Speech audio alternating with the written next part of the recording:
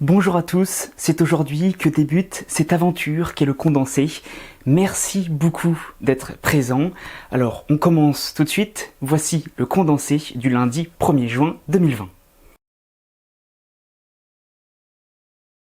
Ce lundi 1er juin, c'est un jour férié en France, le lendemain de la célébration de la Pentecôte par les chrétiens, et c'est aussi la journée de solidarité pour financer l'autonomie des personnes âgées ou handicapées. Même si depuis 2008, les entreprises sont libres de choisir la date d'application, le principe reste le même. Les salariés donnent une journée de travail. Ça représente un peu plus de 2 milliards d'euros récoltés par la Caisse nationale de solidarité autonomie.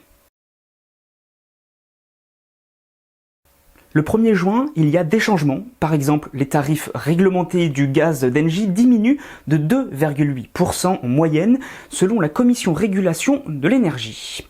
Également annoncé la semaine dernière, le bonus écologique pour l'achat d'un véhicule électrique passe à 7 000 € pour les particuliers et les plafonds de revenus minimum pour profiter de la prime à la conversion a été revu à la hausse.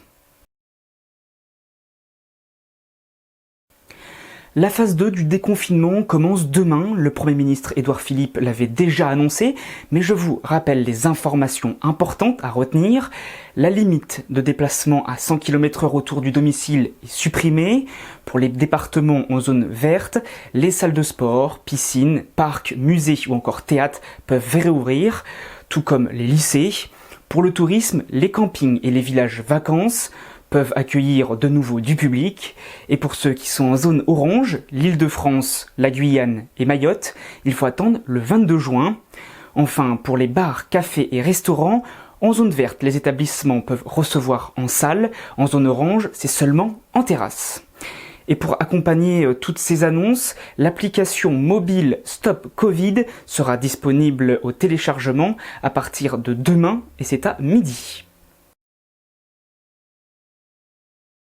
6e jour de mobilisation aux États-Unis après la mort de George Floyd à Minnesota. La tension est toujours extrêmement forte. Cette nuit, de nouvelles scènes d'affrontements, d'incendies et de pillages se sont produits un peu partout malgré les couvre-feux. D'après CNN, 26 États ont activé leur garde nationale et environ 4000 personnes ont été arrêtées en une semaine. C'est la fin de ce condensé pour aujourd'hui. N'hésitez pas à réagir, à commenter, mais aussi à partager sur les réseaux sociaux. On se retrouve maintenant demain pour un nouveau condensé de l'actualité.